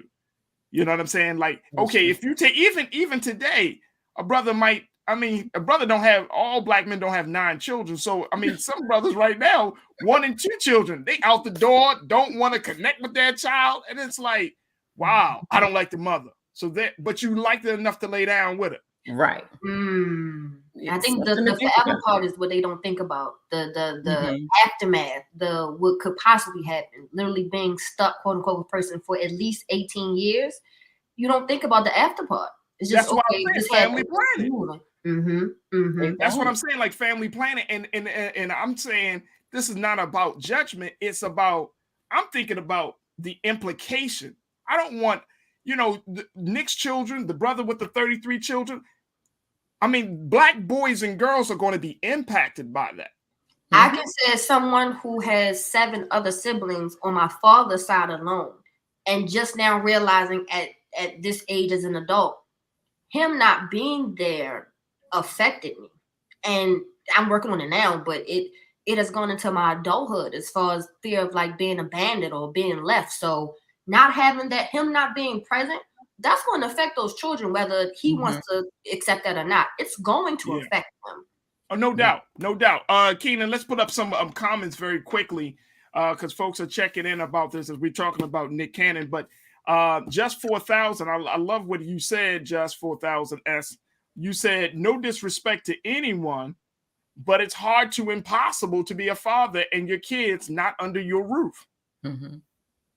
I mean, we know it's hard. Black men do it every day, right? If you are willing to put in the time, the effort, the work in, right, LaDon? Like, you don't always have to be under the roof. That's the ideal situation. Right. But if And it that's what I was doesn't going work to say. out, It's that word ideal. You know, it can work. You can have visitation. You can have daily responsibilities, but it takes a lot of work, and it takes a lot of emotional work as well to sort of put the personal relationship to the side and have it really be about the kids. Sometimes that's the biggest obstacle to it.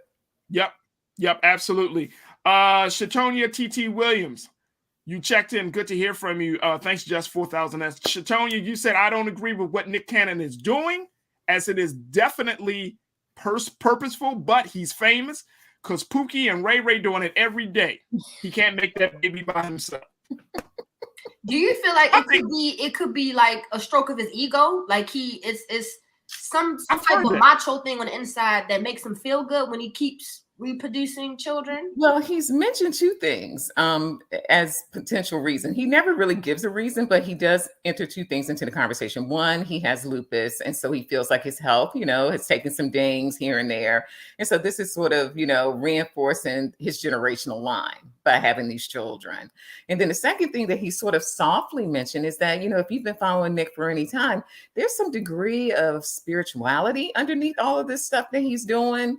So he has another way of looking at spirituality and Christianity or whatever he is. I'm not sure what his actual religious beliefs are, but there is a thread of that runs through this that, sort of be fruitful and multiply, having that be sort of his definition of being a man.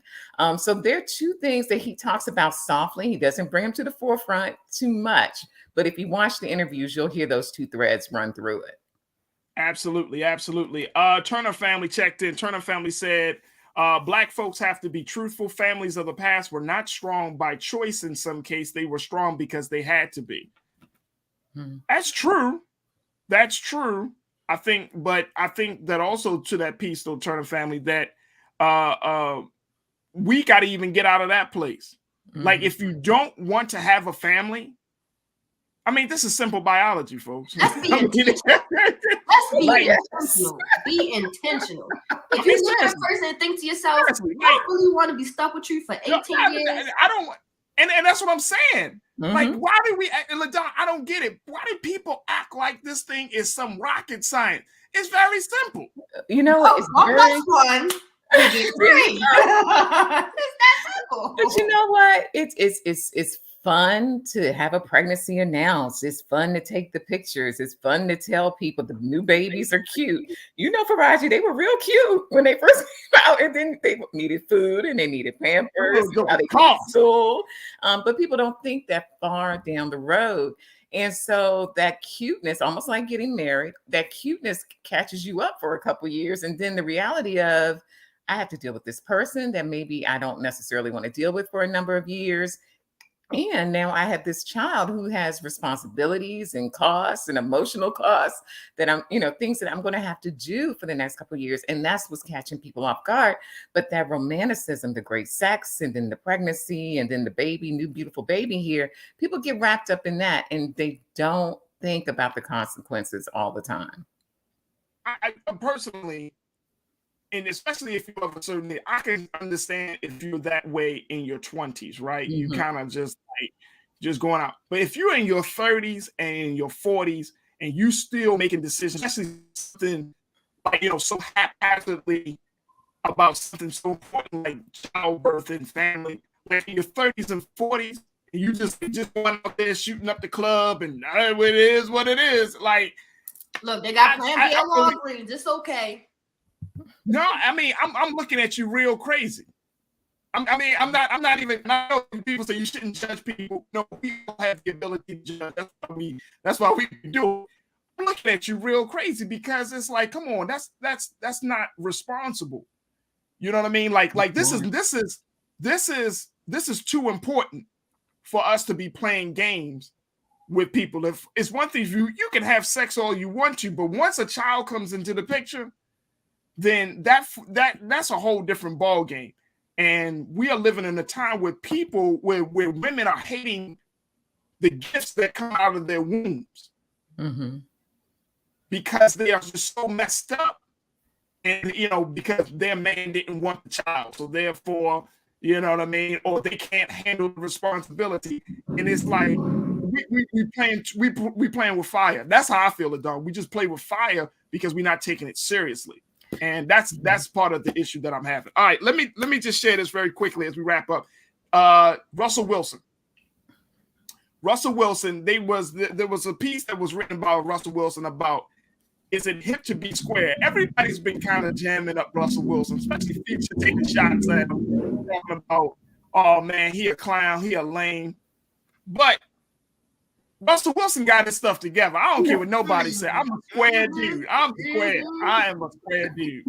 But LaDon, I'm always fascinated by women who want and that's not, of course, not all women, but I see a lot of young women. Y'all want the thug, but y'all want the caring thug, right? I don't want the I never heard thug. of Give me the one the milk thug. No. I want the thug to open up the doors, but bust a cat's head. And I mean, is this a false narrative? Like it is insane to me. Give me Russell Wilson every day, any day. I need a square. I need you dry. I need you boring and just interested in me. I am good with that. I mean, because I like his tweet. He sent a tweet where he's surprised here. I guess she was on set or just out with her girlfriends or whatever. I'm sorry. Can y'all hear that? It's really loud. No, it's all good. She was out and he surprised her with a huge bouquet of flowers, and it was filmed. And it was so cute. And so the caption he put on the post was, "Stay squared up, fellas." And I was like, that is so cute. Because he's in on a joke. He knows the guys think that of him. But I always think the guys that think that of him are guys who can't do what he does. You know, to have Future joke him, but yet this man is taking on your child and elevated your child. Come on now. Somehow you got to leave him alone. So I mean, Future got how many babies, and he ain't taking care of nothing. No. And so I think on some level, you know, women like the bad guy. And I think we have to get away from that because it's really not about the bad guy. It's just that we're used to drama and trauma, and we've been raised in these situations that have been rough.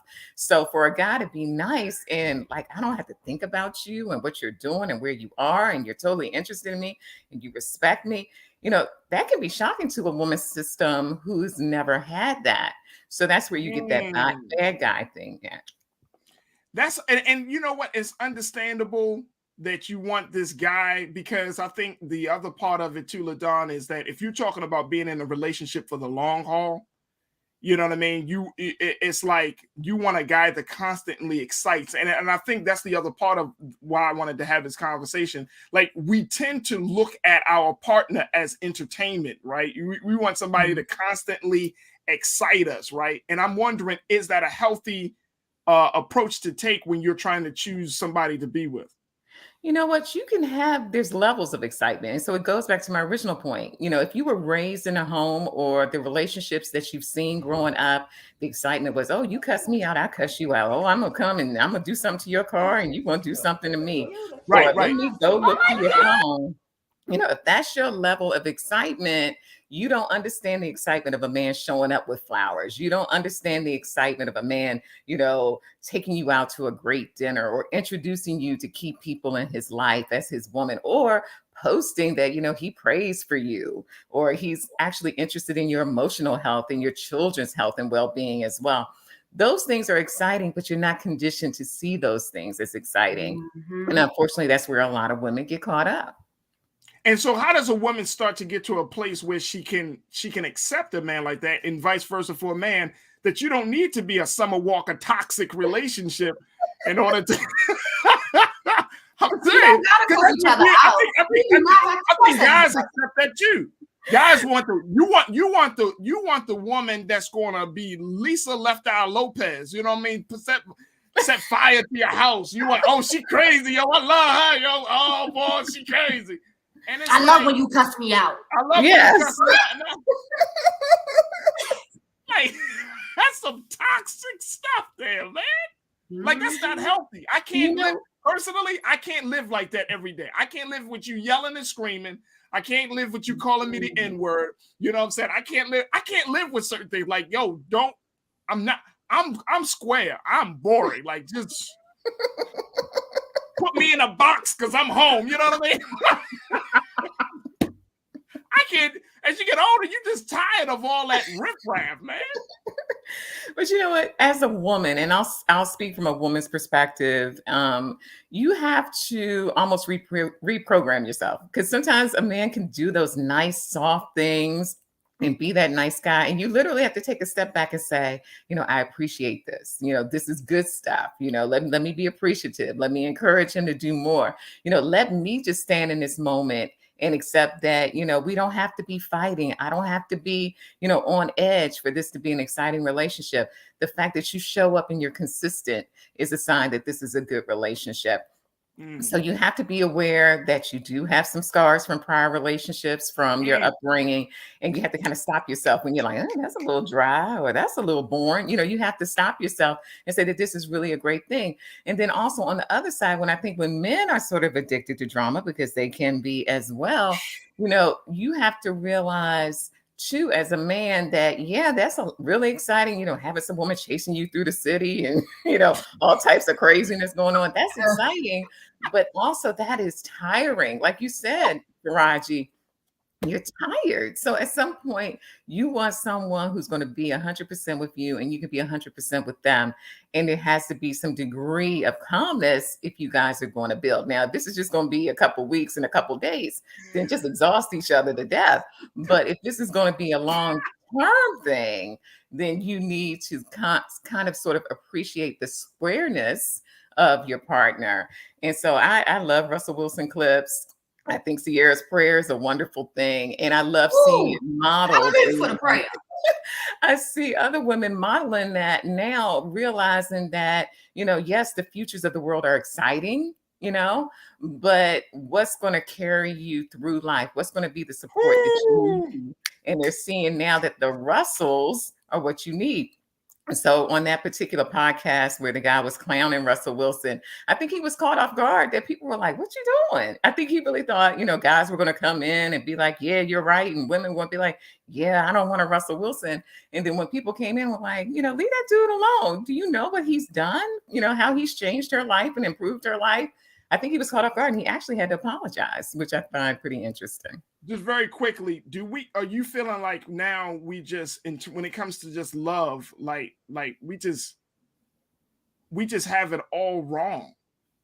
Like, you know what I'm saying? Like, and I'm saying from a generational standpoint, our view of love is so distorted that you have to intentionally and consciously reprogram yourself to be like, this is not love. This is some madness.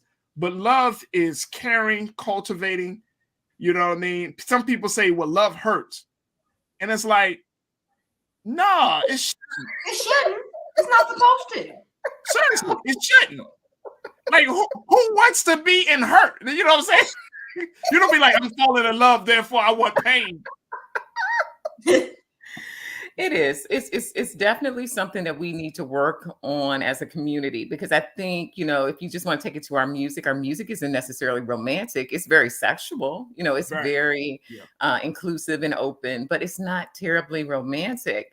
And so if you realize, if you don't have it in your home with your parents, if you don't have it in relationships that are modeled, you know, in your friend network, if you don't have it, you know, in your music, your TV, and your film that's directed towards your community, you know, you're sort of getting these messages that everything is difficult, painful, and hard, and they call it struggle love. You know, if you're not having struggle love, then you're not really in love. Right. And so to see the messaging of a Russell and Sierra and other couples saying, no, this is pretty easy and we're having a lot of fun and it's not a whole bunch of stress to this, you know, even having couples in your immediate circle that are like, I mean, we're together and it's good, you know. People are realizing now that there's a different path. And so you do almost on a daily basis have to say, this is the type of relationship I want, not the relationship that everything around me is pushing me toward. I'm hearing a lot of different things around that one, LaDon and Iman. I'm hearing change your friend circle. I'm hearing change your mindset. I'm serious. I'm hearing a lot of different things. Get out of your comfort zone. Get out of your comfort zone. There it is. That's the word of the day. Get out of your comfort zone. And I think the biggest thing, LaDon, is recognizing when, and we gotta have a different conversation about this, like recognizing that you may be toxic. It may not be the other person. And yes. And it might be you might be the toxic one. Yes. You might be the problem. Look, I'll say this real quick. You know, in relationships, a lot of times women want to quickly say what men haven't done or can't do or it's not doing and blah, blah, blah. Not realizing that they're carrying that with them every day and that's being magnified. So you're pulling those guys in that are breaking your heart and doing the awful things because that's your perception. That's how you step into the room. But that's a whole different, that's a different segment. Oh my Lord. Oh my Lord. There it is. LaDon Black. LaDon, how can people get in touch with you, see what you're doing? I know you got a lot happening. Sure. Just reach out to me, Instagram and Twitter. It's Teased by LaDon. And if you're old school and you still on Facebook, just hit me up, search down LaDon Black, okay? LaDon Black, always checking. And LaDon, we appreciate you. Thank you so much for getting our minds right for love. We appreciate it. Thank you. Man. Oh, man. All right, Iman, enough gushing. All right. I'm going to tell my mother. Wait till I get off the screen. I'm going to tell my mother. LaDon Black checking in. Little love language there. Iman, I appreciate you, sis. Thank you so much. Thank you. You haven't stopped smiling since you started the show. Listen, this full circle thing has really been hitting me over the head for the past 3 days. Like, I used to listen to her as a kid, and to talk to her as an adult. We there. That's how life goes sometimes. That's how life goes. But I think you hit the nail on the head. Today's the word is comfortable, being comfortable, getting out of your comfort zone to become uncomfortable. Excuse me. Yeah. So I think that's get uncomfortable so you can get comfortable.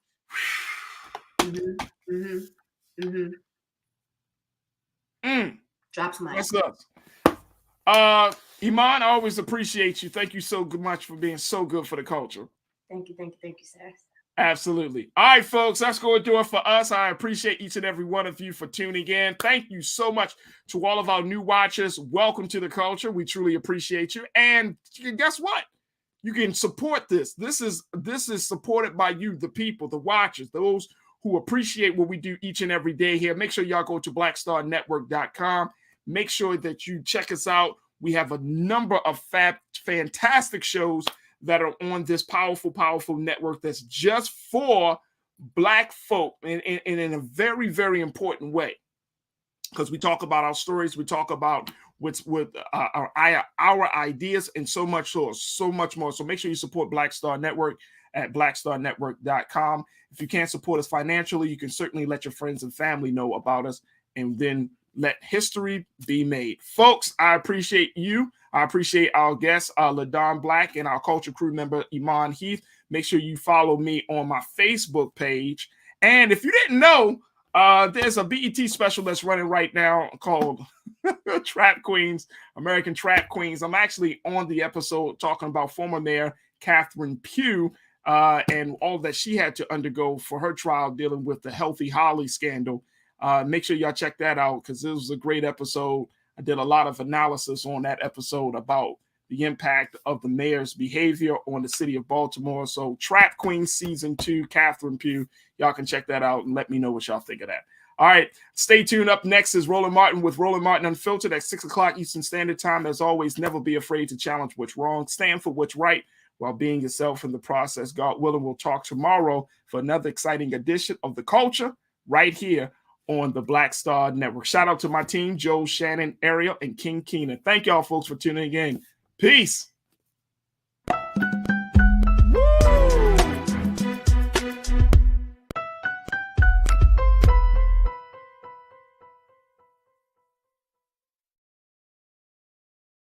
iPhone 13 on us for every customer. Current, new, everyone.